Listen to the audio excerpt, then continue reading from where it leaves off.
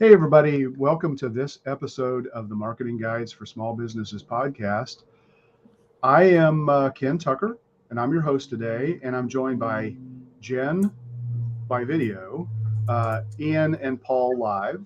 Today, we're going to be talking about your homepage and your About page and why these two pages are so important and what key elements you need to have on them. These are the two pages that get most of the traffic from most websites, and so they're super important. These pages, should serve more than just being a digital brochure. It's really your 24/7, 365 salesperson. It's available all the time, and it's that first level of sales. And it represents, these two pages in particular are very important in the way they represent your company. So to get things started, I've got a video that I wanted to kind of launch that just kind of talks about some of the key points about websites. So here we go. You need on your home page and on your About page. But before we do that, I wanted to just kind of cover a couple of other critical things that we need to address. So most websites have a tendency to put a premium on design, but they miss many key elements. And yet 92% of consumers are going to visit a brand's website for the first time for reasons other than making a purchase. Um, it's clear that the most important resource that people are using when they're trying to find a local business is doing search engine optimization. And so your website is absolutely critical for that. Websites don't live in a vacuum. And, we need to think about not only the design, but also the structure, the elements, the content, all of that feeds the search engine optimization capabilities. And so it's really important to think about getting all of the right elements on your website. A lot of people say, okay, well, with Google My Business or Google Business Profile, as it's now called, um, I don't really need a website. If I can show up in the map results, that's all great. Well, first of all, it's hard to show up in the map results if you don't have a quality website. But second of all, local businesses are going to trust the details from a business website more than they're going to trust Google My Business or online directories. So again, they may find you because of that Google Map listing, but they're going to go to your website and check you out and make sure you're legit. Only 8% of consumers never look at a website before they choose a local business, and 50% of consumers would be deterred from contacting a business if information about their website was out of date. So I just wanted to kind of set this conversation up. Your website, and especially your homepage and your About page, are really, really critical. And so now we're going to move over to the point where I get to ask the great panel the questions. Thanks. All right, so let's get going here. Ian, I'm going to start with you. Way too many websites are not clear in what they really do. That's obvious and crystal clear when a website visitor lands on the website. So let's focus on the area that we commonly refer to as the hero section. First of all, explain what that is, and then what are the critical elements that need to be at the very top of the page. Sure. Yeah. And just to reiterate the importance of this section, first impressions are super important to us in life in general. And of course, when somebody gets to your website, first impressions mean a lot. And your website is the face of your business, and your hero section is the face of your business, right? Like it's what people see first, and it gives them the first impression. So the hero section is really, really important, and it needs to be good. So a hero section is really the first section just below the navigation, usually on most websites, and it's what the prospect sees first. It's above the scroll or above the fold, as we say, using a traditional marketing or design term, in newspapers where the paper was folded over. So you want to see the cover first, right? You want to see the hero section. You don't want information to bleed off of that section. but it really is a vital section. I'll go into the details of what best practices to include in the hero section, but that's essentially what it is. It's that first welcome to your website. So there are some best practices of what to include in a hero section. And most hero sections that are successful have 4 key elements. The first one is a headline, and that headline is really a promise and your core difference. So it's usually a combination. And then you have supportive copy below that. And then you have a key call to action. That's your core call to action that you want people to make, your most important call to action. And then some sort of compelling photo or visual that supports your message. So let me go into a little bit more detail about those elements. So the headline of your promise to the customer, here's what we're going to do for you if you hire us. It's super important. You need to show them that, first of all, you understand who they are. You're speaking directly to them as a prospect. You understand their challenges and you're able to solve them. So that's usually what the promise or the core difference statement that's in that headline really entails. It's setting you apart from the competition, and it's very clearly showing how you're going to solve their problem and bring transformation into their life, right? That can mean enormous things in different industries. For some, it might just be, we will beautify your house. I have some examples actually that I'll share later on, but there's so much you can do in that.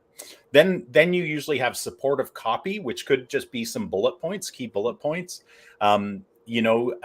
because you made a bold claim. Above that, you made a promise, you spoke to a core difference. Now it's about how do you support that claim? And it's usually a couple sentences, maybe 4 bullet points max. And it's to convey in a powerful way that you get what they're going through and you can help. And again, it's designed to differentiate you from the competition. Your call to action is the next element. That's the third element out of the 4. And this is usually a button, right? It's usually a button. It could take a different form if you so choose. But it's exactly, you should be driving people to do exactly what you hope they will do, which is your highest valued action. So for a lot of companies, that might be a click to call, a book an appointment, a get a quote, right? Those are usually kind of the highest value calls to actions for a lot of businesses. But just remember to make it super clear, make it easy, and make sure it aligns with your ideal outcome. And then finally, compelling photo or visual. Pictures speak louder than words, right? Quite often, we are like a lot of people are very visual, and so you need your visual to communicate the transformation that you offer in some way, and it sets the tone for your whole page. So what your hero section imagery appears like will probably, or it should, set the tone for the visuals that follow, the color choices, if you're using stylized illustrations in your hero section, you'll probably use stylized illustrations throughout your website. And it has to impact your visitor visually, convey what you do, and just make sure it makes sense and aligns with your core message. But if you get those 4 things right in your hero section, it seems silly to go on and on about the hero section like this, because it's so, like, once you get it, it's pretty darn simple. But I'm amazed, Ken, and I'm sure you and Paul and Jen, who's not with us today, I'm sure I think in discussion I've heard that you guys are amazed as well at the number of times you go to competitors' websites or customer's website when you're first starting working with them or doing an audit, and you see how businesses are not doing stuff like this, and how vanilla and lackluster it makes that first impression. Yeah. I think about from a StoryBrand perspective, we look at the transformation is critical, right? So the picture shouldn't be about a leaky toilet and showing a toilet overflow if you're a plumber or a water restoration company or whatnot. It should show success. It should show happy customers after they've transformed, after they've experienced your services. And having a crystal clear message about what you do and the problem you solve, so that and Duct Tape has a phrase, and StoryBrand has a phrase. Duct Tape, you might have to help me with that one, Ian, but StoryBrand talks about the grunt test. Within 3 to 5 seconds, when you look at that homepage, you need to be able to grunt out what it is that business does and how they solve that problem. And if you can't do that, you may have lost people, because people are, there's nothing that's going to hold them to stay on your website other than the way you design it and the content that you put on it. And so it's absolutely critical. I'm drawing a blank on the duct tape phrase, but it's basically, if you cover up, all of the branded information, and you looked at the homepage, could you tell whether it was yours or another business? If you just heard somebody read it back to you, So keep those things in mind. And the whole purpose of the hero section is to address those things. Yeah. And Ken, just to reinforce what you said about the visual, like a great example, or one thing I'd love to tell our listeners is, when possible, include people in your photos, right? Because what you're trying to do is you're trying to get them to empathetically feel what it's going to be like to feel the solution you provide. So an example, a great StoryBrand example is a home organizer, right? A lot of home organizers would just show some really nice rooms that are organized, but the ones that get it, and the example of StoryBrand is, no, you show a mother playing with her daughter in front of a totally organized playroom, and smiling and laughing. And that's what's going to impact people, because that's what they want to feel. And if you can convey feelings, and if you can help them, feel that transformation of what they want, because, after they click off your website, they're going to go play with their daughter, and they're going to be in a messy playroom, and they're going to be like, man, I want to be that person. Right. Yeah. Well, my first thought is, a lot of home organizers might just have a really cluttered, disastrous looking room as a picture on the, at the top of their homepage. And that's a big mistake in our opinion. Yeah. Ian talked a little bit about calls to action. And I think he talked about one really important one, but there are actually a couple of things that you need to think about in terms of calls to action. What should you think about having at the top of your website? And also, should you have a pop-up call to action on your website? Yeah, you might have a couple of different types of calls to action. I think you should have, at the very least, you should have the phone number in your main navigation. You want your phone number especially if you're a service area business, you want your phone number at the very top, because people tend to call them. But if you have a calendar where people can go to your calendar and book an appointment, you would want that at the top of your web page as well, maybe in the main navigation, maybe in the hero section. But that doesn't mean that you don't place them throughout the page. A lot of people go to a website just for the contact information. So you want that up at the top, so it's right there immediately. But some people are going there for information. So that doesn't mean you don't place your CTAs throughout the website as well, or maybe in the sidebar. If your website has a sidebar, is a good place to put them. And there's different types of calls to action. You have your, what we call transitional calls to action, such as downloading an ebook or a checklist. And then there's the direct calls to action. That's the call now, or the phone number, or the book an appointment, schedule an estimate. Those are your direct calls to action. A pop-up, they irritate me, but there's a lot of data out there that says they work. I think the exit, as it's called, exit intent pop-ups, when you're going to leave that page, then it pops up. I think those can be effective, but I think that depends on the person visiting the website. Some people it's not going to bother, some people it irritates, but like I said, there's data that says it works, so I wouldn't completely dismiss it. Yeah, I mean, and there are controls that you can put on that so that if a website visitor comes back, you know, with several times within a particular period, you don't always have to have that pop-up come up. Yeah, you can have it set like every week or every 10 days or whatever. Yeah, which can become really annoying. So, okay, so now I'm getting an echo from someone. I'm going to ask Jen a question, and Jen has recorded a video answering this. Basically, what I asked Jen is, to just talk about how important it is to have pictures and video and/or video of the people in the business on the homepage, and why are these better than having stock photos? So here we go.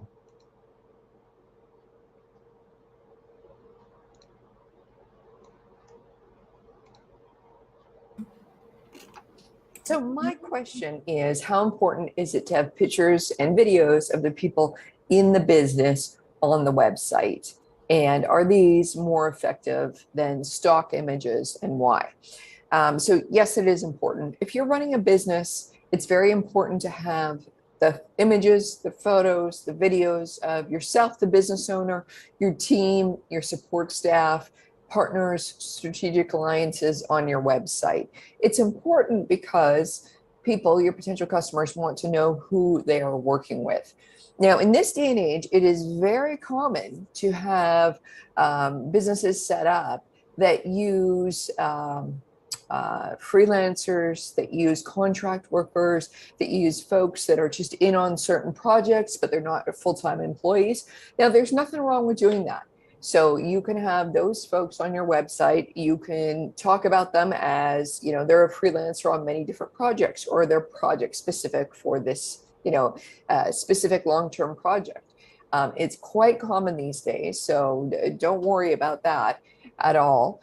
The toughest thing we have seen is, whether you're a freelancer or an employee, is people getting their picture taken. So, I mean, that's a whole different ballgame from anything to do with your website. So what we would recommend is, if you've got the full-time employees, you as the business owner, you spring for headshots for your team. It is an investment in your team. People are going to look good. If it's done with a professional photographer, you're all going to get the same continuity. You're really going to look like a team. It is an investment, but it is worth making. We know folks that have gotten a really good headshot and they use it for years, and they're really happy to show it off. And to have a professional headshot that someone is very happy to have, shown around, it is a great thing. Now, having said that, on the headshot thing, I do want to talk a little bit about stock photography. So having stock photography to replace images of your staff, I would recommend against 100%. If you're not going to choose to show your staff, you could do something with a caricature. You could do something with avatars. But don't use stock photography images of people to make it seem like that's your team. There's no way I would recommend doing that. If your team is too shy or does not want to be photographed, there's other ways like avatars and whatnot to put it up. There's other write-ups you could do if it really comes to that. Where I was going with stock photography as well is, it is possible and it is okay to use stock photography on your website for other pages. Not all of us can afford to have a professional photographer come in every month and be doing a photo shoot of what's going on in the office, or a photo shoot specific for every blog and whatnot. So you can use stock photography.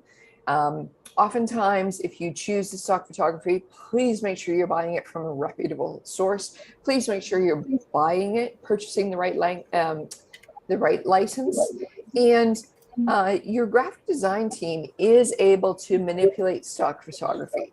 So what that could mean is zooming in and cropping a stock photograph so it looks a little bit different, using certain filters and transparencies so it looks a little bit different, putting some branding on the photograph so it's like branded to you guys, your company. So there are some possible ways to use stock photography in other places of your website, but never, ever, ever to replace your team.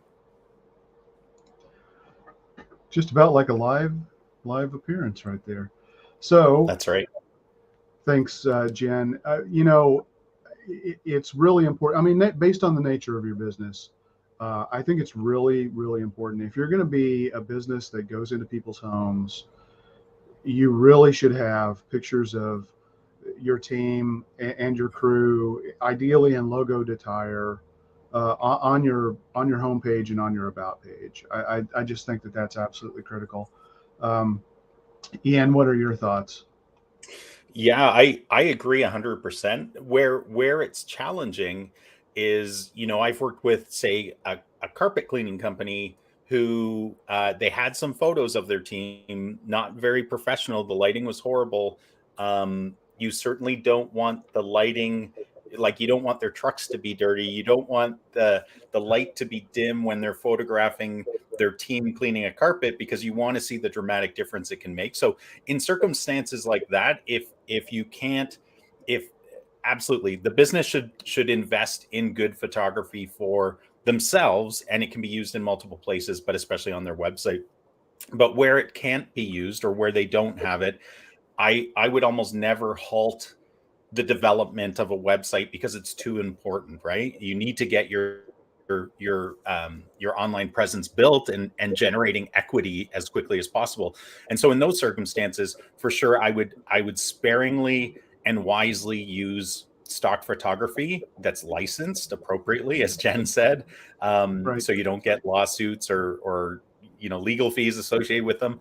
But again, they have to be chosen very wisely in order to convey the message you're trying to get across.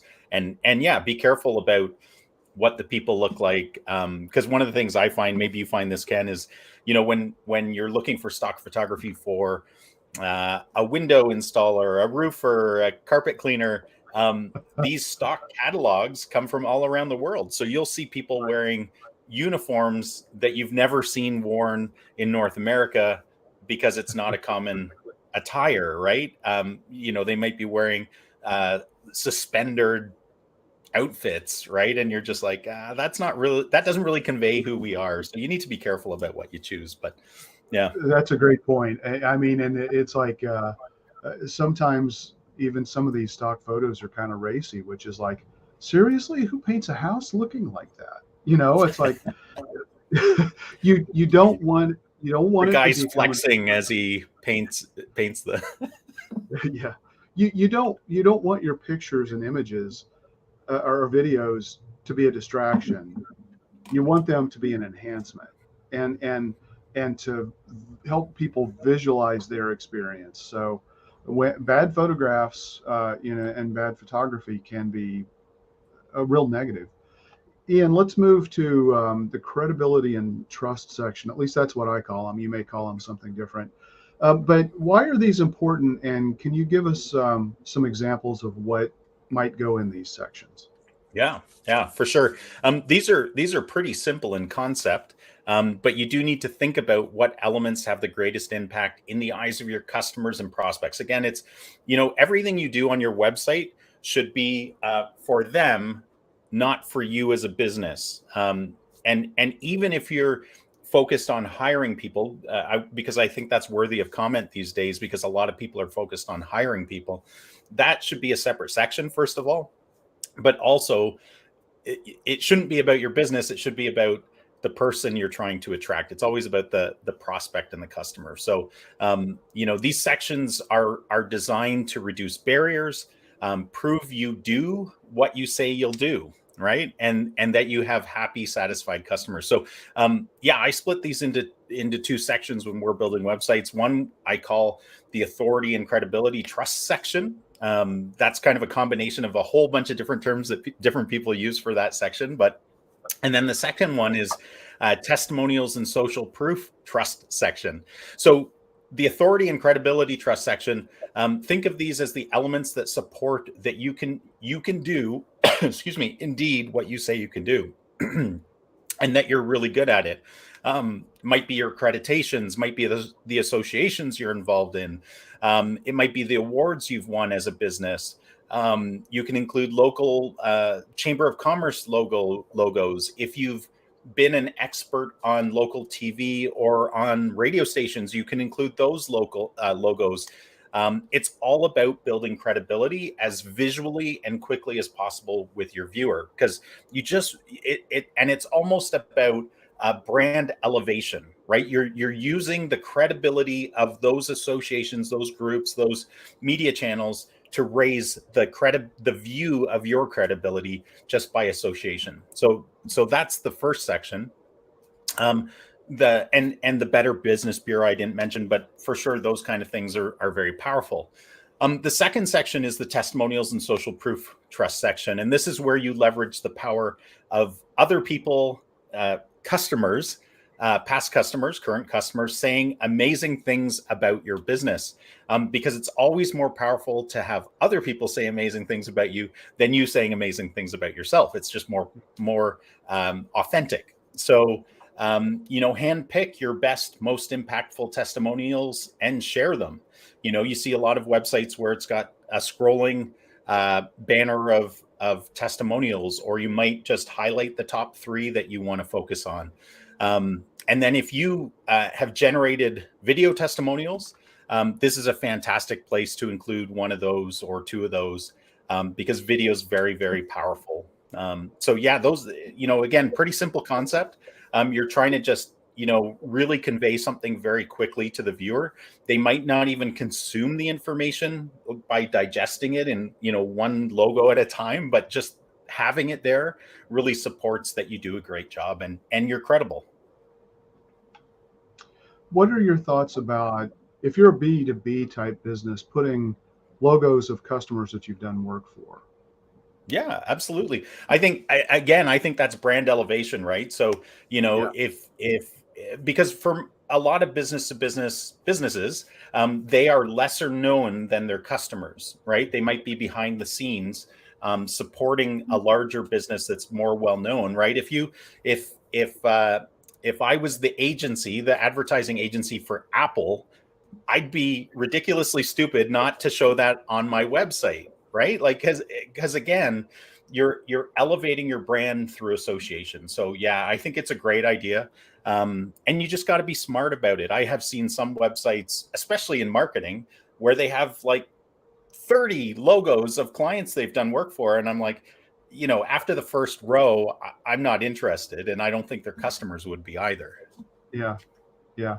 Unless you're like a software company or something like that, then maybe it's a little bit different, but yeah. Yeah, I still wouldn't put it like in a prominent spot. I'd probably put it more, lower on the page, as almost right above the footer, right? Which most people tend to not pay attention to. Yeah. Yeah. So do you run into any pushback from any of your clients in terms of putting any of that kind of stuff on their website because they're afraid that it's going to divulge a competitive advantage they have, or or it's like, I don't want to list my customers because somebody might come along and try to poach them, and it's like, yeah, I think that's more of an internal fear that we all have as business people. So when we're sharing logos of satisfied customers, potentially you are opening yourself up. I mean, I can say as an agency, when I see other agencies in my area who are really bad at certain things like SEO, and they're posting their customers online and they're in a particular niche that I'm focused in, I'll like check out their clients' websites and go, oh my goodness, like maybe I should contact these guys. They need help. But I think overall you're pretty safe, and if you're doing a good job, you don't have to worry about it, right? Like if you've built a strong relationship with your client, then it's very hard to pull away an entrenched partner. Plus, I think it's going to help you land maybe 2 or 3 other types of businesses like that So Yeah. even so it's like, yeah, it's an irrational fear, I think, too many times. Yeah. Paul, let's talk about, we haven't really talked about the nature of a modern homepage, really, but, you know, I think most homepages are now long scrolling homepages, and I think we're all pretty accustomed to that. Because we use social media, we swipe down, on and swipe around on, Facebook or Instagram or Twitter or whatever to read these feeds of information. And so, you know, one of the things that I think a lot of people really shortchange, and I'd love your opinion on this too, are their services. How do you describe the services? Do you just, kind of list them all out? Do you highlight the core ones? How do you talk about how those services solve problems for your customer, client, or patient? Yeah, they should absolutely be on your homepage. I mean, that's what you do. That's what, that's how you make money. And I wouldn't just list them out. This goes back to images. I mean, images are powerful, and you should use images, but you should definitely not use stock images, because one of those stock images may show people, okay, maybe they're painting a house, and whatever they're wearing is not what your crew is going to be wearing when they show up, and that's that's just not good. So you can have even videos about what you do on your homepage, but yes, you should list out your services. Do it with images. As far as if you offer a bunch of different services, but some of them it's like, yeah, you do, but they're not high profit margin. Uh, we have a couple clients that there's things they do, but that they're not going to go out and do it for a new customer. They'll do it for an existing customer. You probably don't want to put those on your homepage and make those prominent. Your core services is really what you want to highlight. And yeah, like you said, people are used to scrolling, and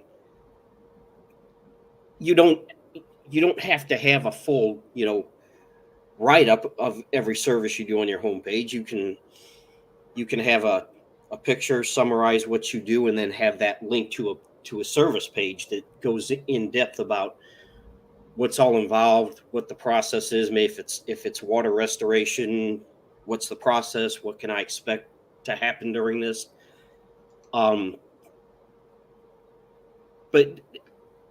the problems you solve, yes, you definitely want to have those on your homepage. There's, and we talked about this a little bit, is social proof. You definitely want that in there.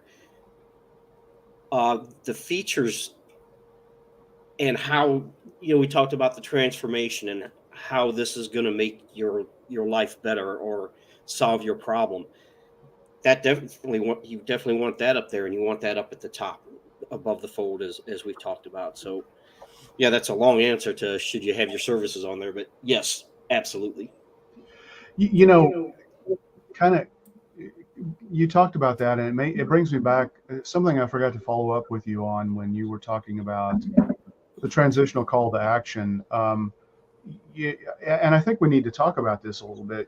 Not everybody is ready to contact your businesses when they first land on your website. Most people aren't, I would say. Yeah, I mean, statistics show like only 4%. We talked about this a couple of weeks ago. We were talking about why you need to do remarketing, because most people don't take action the first time they visit your website, especially where it requires engagement and commitment from them to interact with somebody from your business. And so a transitional call to action is really, a way to get somebody to say, hey, I'm curious, I want to learn more, but I'm not ready to talk to anybody. It's like, you just give me something that's going to help me see if I can solve my problem myself, or understand how you might be able to help me solve my problem, before I want to sit down and use my valuable time to meet with you, or have you come out, to provide an estimate or whatever. So the other thing I wanted to talk about as it relates to, to what you were just talking about, Paul, in terms of services is, I think the power of three is really, really important. I think a lot of people need to try to challenge themselves to operate under the power of three. From a psychological perspective, if you add that fourth thing, in any section that we're talking about, if you add that fourth thing, now you've complicated it and you've decreased the likelihood that somebody may make a decision. So, whether you're describing all of the products or solutions you have, to the extent that you can, try to package those, ideally in group, in threes, because you're going to get typically your best performance. Now, that's not always the case. But it's a really good, solid rule of thumb. All right. We have another question. Ben, Yeah. I just had a quick question for Paul. One of the reasons why we've seen it, and this is kind of a lob ball to you, I think, if you want to use a baseball term, Paul. But one of the reasons why we also include services is, yes, indeed, for the people, but also for the robots, right? For Google, because you want to create that SEO connection between your sub pages, which obviously is in your header, it's in your footer, which we'll talk about later, but it helps to have linkages within your homepage to those services, does it not?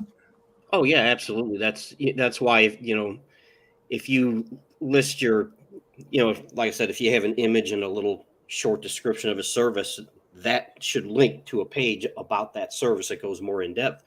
But yes, it's not just important that internal linking. It's not just important for the web bots, the Google bot, but we call it Google bot. Well, Microsoft has the same kind of thing, but it's also important for the users. It helps them navigate your website.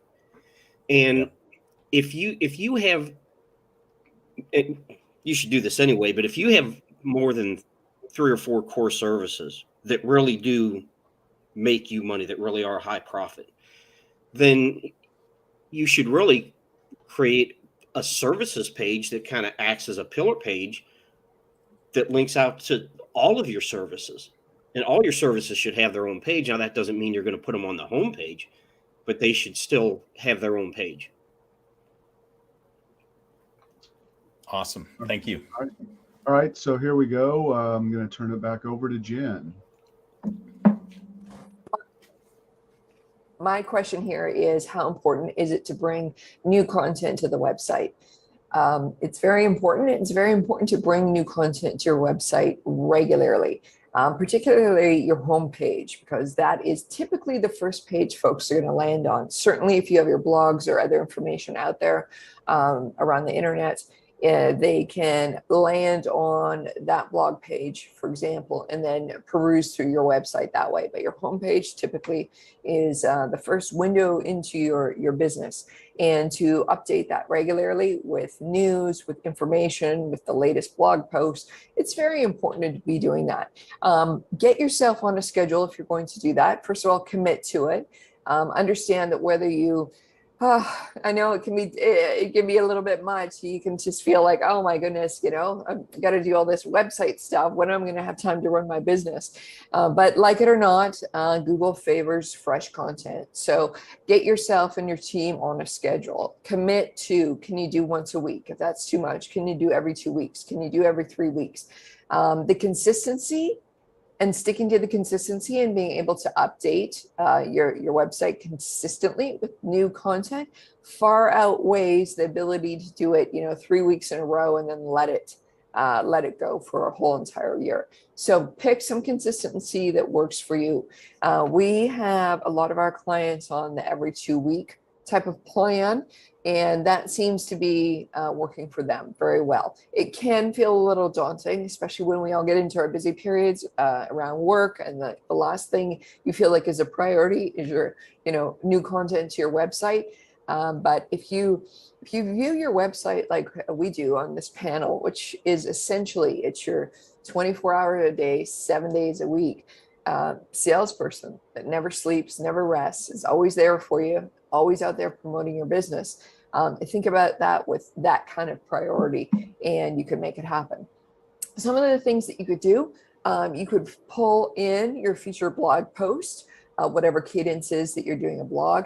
You can find some news around your company. If you have launches, if there's things that are worth celebrating internally, if there is a promotion, if there is a new deal, those are the kind of things that could be considered new information.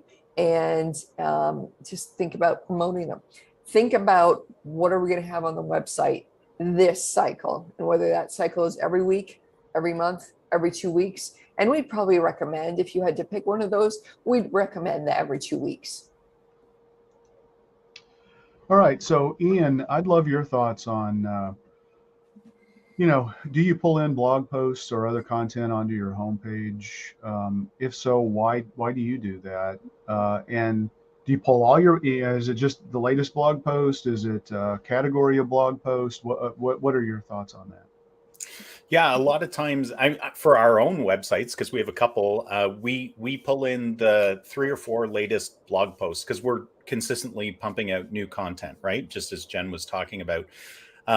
For our clients, depending on where they are in their business, right? Because some clients, when we build out their website, they have no blog posts. Even though we're recommending building out blog posts, they might not be there yet, or their blog posts might be from 7 years ago. So in those cases, we generally don't promote those on their homepage until they get to the point of either hiring us to do consistent blog posting, or they're bought into it as a business.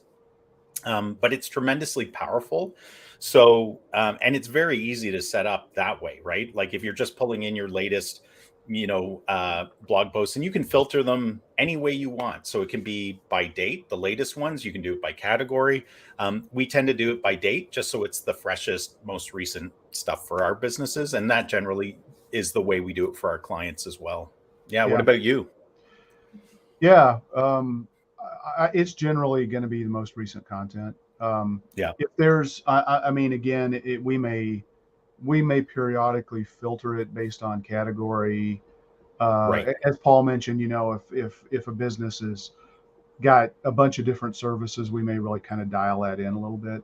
The other thing too, and this takes more work because, once you set up your blog post structure properly on your homepage, it just kind of runs, and all you have to do is publish the post, which is not trivial by any stretch of the imagination, but it's not anything you have to go in and update and change directly on your website. But, if you win an award, if you launch a new product, I think having an announcement section, could be a banner across the top of the website, or a call out section on your homepage as people are scrolling down. I think those are important things to do. Even if you bring on a new staff member, if that person is playing a critical or prominent role, that stuff is good to put on the homepage. Don't expect, just because you write a press release or something, or even put it as a page on your site, that people are going to find it. They're going to have to, make it easy. Yeah. And nobody, for some clients, I need to remind them that no one is going to promote your business more than you are. And there's some very humble business owners out there. And I understand that, because I used to be quite sheepish about like tooting my horn, or in the corporate world, tooting my team's horn to the rest of the business. But you do learn over time that you are the advocate for your business, and nobody else will be a better advocate. As good as your referral partners are, and your family, and your satisfied customers, you need to be putting out that information, that if you won an award, if you achieve something, if you produced a new case study, whatever it is, you need to tell the world, because probably nobody else will. Yeah. And put it on your homepage. It's okay. Yeah. So Ian, let's talk about a section that I think is missing on way too many websites, and that's how you make it easy for people to understand what you want them to do next. In StoryBrand, we call it the process section. In Duct Tape, we call it the clear path. Talk about what this section is, and what do you put on there? Sure. Yeah. I think really it's two key things. I'm just trying to make sure I'm looking at the right thing here. I think there needs to be a call to action throughout your website. About your process. What I mean by that is you need to have a section that walks people through how they will be transformed by you.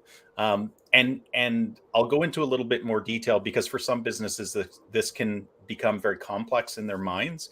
But you need to show your process. And so we actually recommend, I think this is true with StoryBrand as well, like never to go over 4 steps.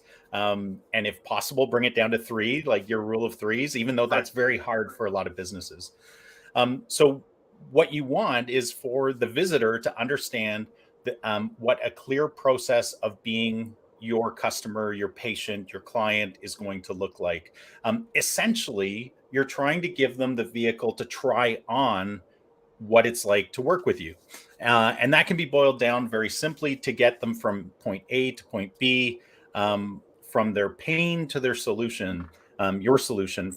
So for many clients, the process we show on the homepage is highly distilled.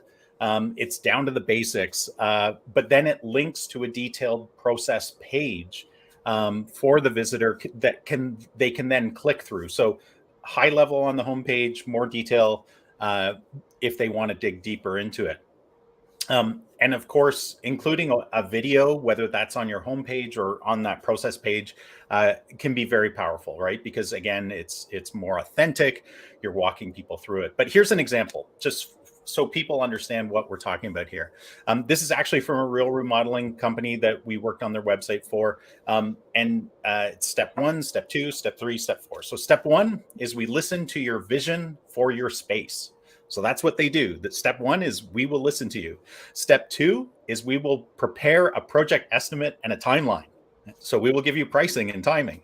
Step 3, we will start your remodeling project. And step 4, project completion, happiness and joy, right? Like, you're trying to get them to that point of transformation. And then they can click through to the real deeper process, which then fills in all the blanks, which most, in this case, it's a residential home remodeling business.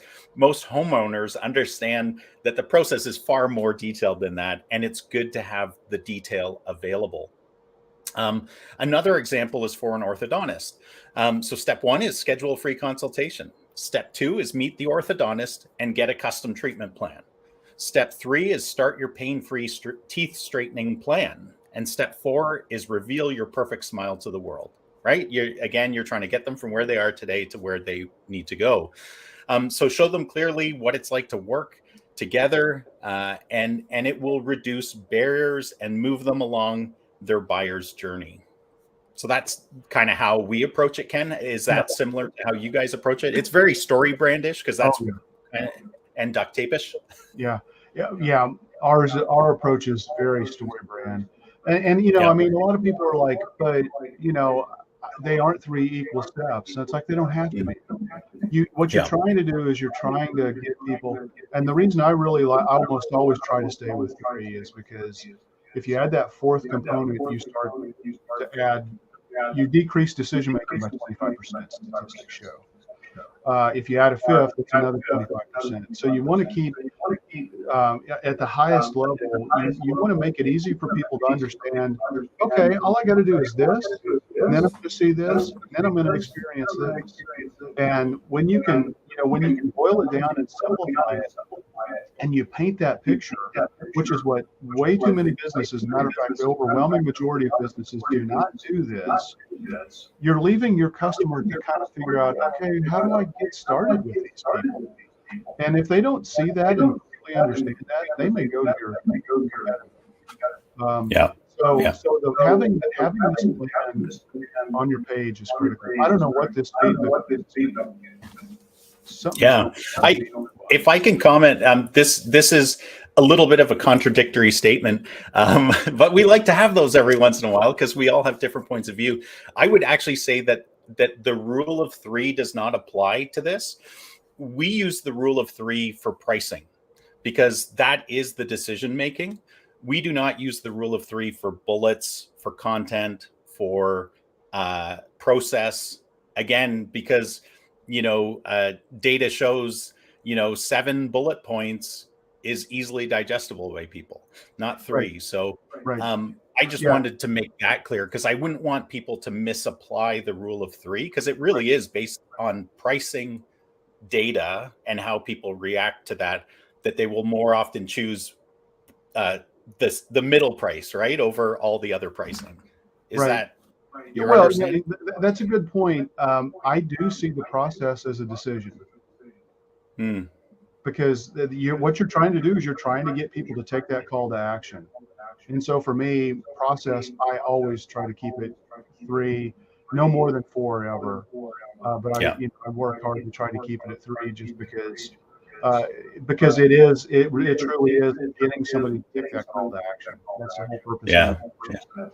I just find it doesn't give you enough space for transformation. So that's why we tend to go 4.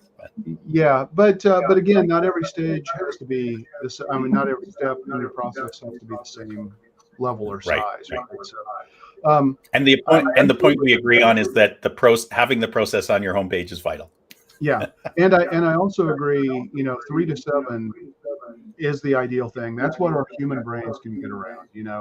And so if you're going to have points on any of your pages, 3 to 7 is really, kind of that sweet spot. Human beings can process that amount of information. When it's processing information, when you're expecting decision making, I think you need to try to get it down closer to 3 if possible. So that's just my opinion. Paul, let's talk about what should go in the footer. And maybe even what your thoughts are in terms of what should go in the top nav, because we really haven't talked about that. Top navigation, I should say. How should it be laid out on the homepage? And, what do you do in addition to just like the menu and the footer to help people kind of be able to navigate through the pages? What are your thoughts on that? Well, as far as the the top navigation, we've talked about the scrolling pages, and people are very comfortable scrolling. It used to be that you wanted to put everything you could in the top nav because people didn't scroll down web pages, and that's just not the case anymore. You really want to keep your top navigation as simple as possible, and then we've talked about this a little bit. As you scroll down, okay, you have your services and those link out to a service page. You have your calls to action spaced down your pages as people scroll. And then in the footer, there was I think it was HubSpot did a study a while back that people actually do look at the footer because they're used to scrolling now. So, some of the things that should go in the footer is definitely your copyright notice should be in there and your privacy policy. You can put a sitemap in your footer. You probably want your logo in the footer. Your contact information should definitely be in the footer. Your social media icons should be in your footer. And that's something else. When we talk about call to action. Social share icons, that's a call to action of sort. If you have an email, your email sign-up form should be in that footer. Anything that's not in your top nav or on the pages you scroll down that, you want that to be your important stuff. But if there's other things you want people to know about, put that in the footer navigation. But keep your top navigation simple. So a couple of things there. One is you said the email sign up form. You don't mean the form, you mean a link to go get people, a navigational link in your footer to take people there. Is that what you're talking about? Well, if it's a small form, you can put the form because a lot of email sign up forms is just name and email. And if that's all it is, yeah, you can put that in the footer. For like a newsletter, you mean, right, Paul? Right. Yeah. Yeah. I think, what are you thinking in terms of what the critical elements to go in the top navigation are? Call, book an appointment, your core services, your about page, because that's the thing. The about page is one of the most looked at pages on the on your website. So your your phone number, your other call to action, whether it's book an appointment or get a free estimate, contact us, because a lot of times I really believe in the self-booking calendars, but a lot of times when people go to a website, they're not ready yet. They just want information, and maybe they don't want to talk to anybody yet, and they don't want to book an appointment. They just want to get some more information. So that so a link to the contact page or contact form is good. And obviously you want your logo up there in the header, but that's kind of a no-brainer to me. But yeah, keep it simple, because like we talked about, people are used to scrolling, and if they know how to navigate websites, and the most important stuff goes in your header, keep it clean, and people can generally find what they need. Yeah, I don't know about you, Ian, but I'm a really big fan of a simple top navigation. The best way to get people to take action on your website is to not clutter your top navigation and keep your one or two primary calls to action, phone number and maybe schedule an appointment, or estimate or whatever you might call it up there, and then just have the highest level pages that they might go to, but don't flood your top nav. I think that's a distraction that hurts conversion. And my experience is that people are very accustomed to going to the footer and using it as a resource tool to be like a quick navigational link to go find the content that they're looking for. Yeah. And just two things. Make sure you're updating your copyright date, because everybody can see that. And if it says 2016, everybody thinks your website's out of date if they see that. The second thing is, and this isn't specific about an area on the homepage, but we haven't covered off, and I know we won't go into detail about this, but you should also consider if you have a way of of people acting immediately to chats. I'm less of a fan about chat bots these days and more of a fan about live chat. Chat bots would be kind of my second tier approach, but if you have a way of immediately responding to people, then put a chat bot on your website or a chat function on your website, because if people are not ready to buy and they're more comfortable communicating through virtual rather than on the phone, you might get some of your prospects to act in that manner. Yeah, I mean, anything you can do to speed the response back from your website, whether it's a text-enabled phone number when they call and you miss the call, send them a text message back, whether it's some kind of a chat widget or a text widget that you put on there that again initiates a conversation and takes it off to that channel. I think that's a good thing. We've got one more question that Jen has got, so let's go for that.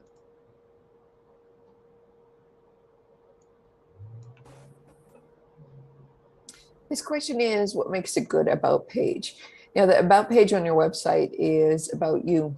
It's about you, the company owner, your team, your business, how you started. It's a chance for you to tell your story. And that's what people expect when they come to the About Us page. Who is this company? Who's running the company? What's their story? Why did they start? What makes them different? What keeps them going? That kind of thing. So it's a chance to get a little bit personal. It's a chance to speak in your own words. And it's a chance to really tell, your humble beginnings, where you came from and how you grew the company and where you're headed next. So the more personal and authentic you can be, in the about page and really let folks know what your business is about, why you started, why you keep going. If there was any kind of switches, you started out at a certain kind of business and now you've morphed into what you are today, why you made those transitions. This is the page that you can do it. And when folks click into the about page, they really are trying to find out, like, what's this company about? Who's running it? Why do they keep going? Who do they compete with? What's your story? And so if you can answer that in a compelling way, and 9 times out of 10, your origin story of your company is going to be very compelling, because most small businesses have a great little story of how they got started and why they're keeping going. And so use that about page to really get your voice and share your story. So don't be shy there, and let people know how you started, why you keep going, and why they should do business with you. All right. Paul, Ian, you guys have any thoughts on about pages? The one thing I would say, and I think she covered it in other words, but I would just say share your passion with people, because when I'm interviewing our clients about the about part of who they are as a business, and I seem to be a little jittery, I'm not sure why, but when you can draw out the passion of the business owner, or if it's a larger business, the personnel, like why they do what they do every day, what gets them out of bed, why they love doing it, that can resonate so well with the visitor and create an empathetic reaction, right? Where you want to create empathy, you want to create a connection and resonates with your visitors. Yeah. Yeah, I mean, this is a huge topic, and homepage is so critical. We could keep going on and on, but I know we're at our time limit here. So, Paul, Ian, any last thoughts or ideas that you want to share with folks? I'll start. I've got one. I mean, I don't think we really talked about this specifically, and that is, having video on your homepage is a really great strategy, because it keeps people on your homepage because they watch and consume that video. And, Yep. That's a strong signal that there's something meaningful when people are going to your page in the eyes of Google. So video content is really important. And if you can get a quality video on your homepage, I think it's a really smart investment. All right.